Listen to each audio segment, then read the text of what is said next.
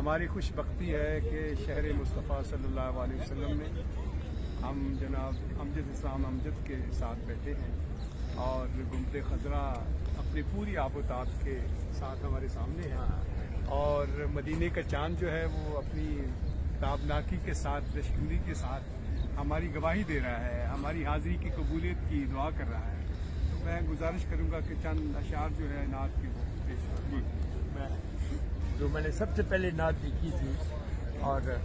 اس کی تحریک جو ہے دل سے تو ہوتی ہے لیکن دنیاوی حوالے سے حفیظ زاہد صاحب کی رب کریم ان کے جذبات کو پورا کرے۔ ابر خورشید قمر روشنی پھول سدا سب تھے موجود مگر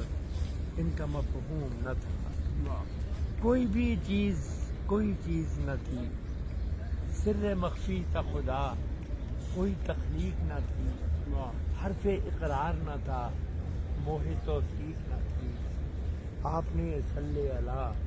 سرد عناصر کو حرارت بخشی، ابر خورشید قمر روشنی پھول سدا سب کو مفہوم کیا، حاجت کون و مکان مقصد نوع بشر